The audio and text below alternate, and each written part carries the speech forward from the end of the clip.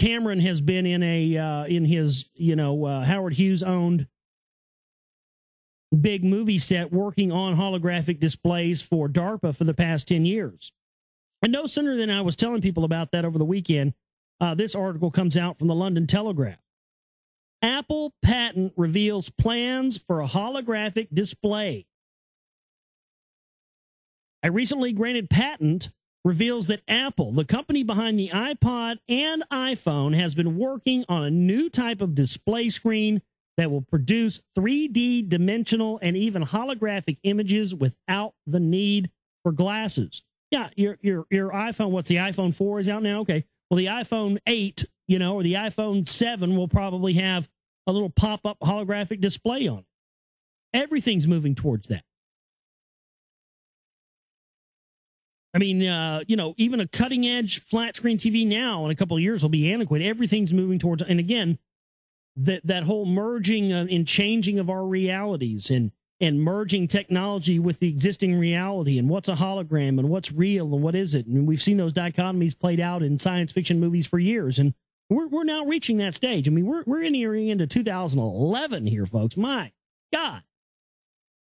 You remember just a decade ago when we were moving into 2001 and we felt like we were moving into, the Jetsons world? All right, man, over the next 10 years, we're moving into high tech. And what's really changed? Not much.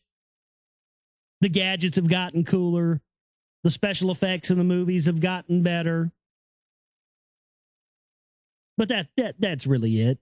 I mean, the gadgets and the trinkets and the baubles and the toys have gotten cooler, but not much else has really changed. And that's not going to be the same case in the decade we're coming towards and going into. We're in the final days of this decade. We're moving into a new decade now, folks. I mean, have any of us really wrapped our minds around this yet?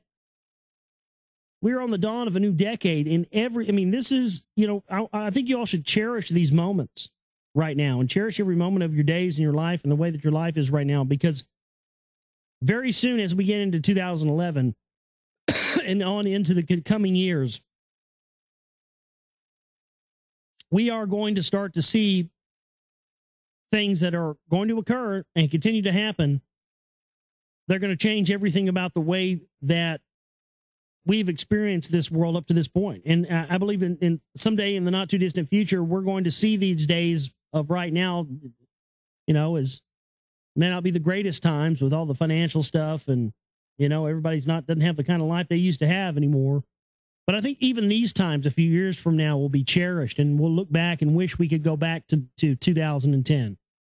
I really do. I really see that coming down the road, a day when a lot of us, even think about prior to 9/11, think about before we had all this control and all this tracking and all this stuff. That's kind of the way it was. It's like, life was just day to day then, and maybe it wasn't better than it was now, but when you look back on it, you can't help but feel that, yeah, life was better than it is now before 9/11 when you look at everything that's happened.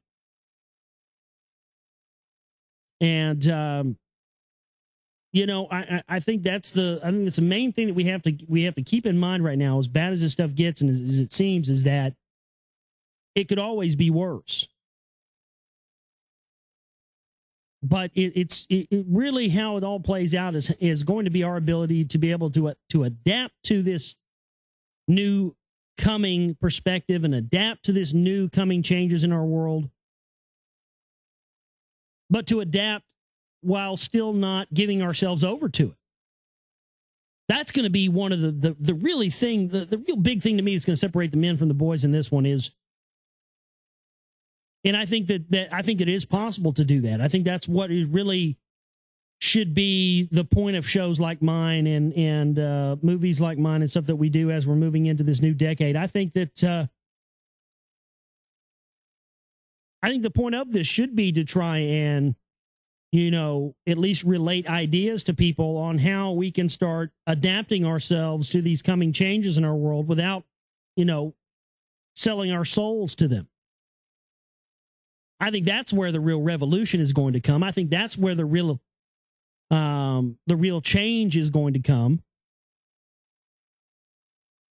It's going to come from our ability to be able to adapt with the changes that are going to be happening at a fast pace all around us, while at the same time not succumbing to them, not giving ourselves over to them. I see that as the biggest challenge for mankind in the coming decade. Will we succumb to fear and hate and lies, or will we step up to the plate and become men for the first time and see that the truth is bigger than our own egos? I've said it once, I'll say it again. It's all going to come down to us, folks. It always has. It always will.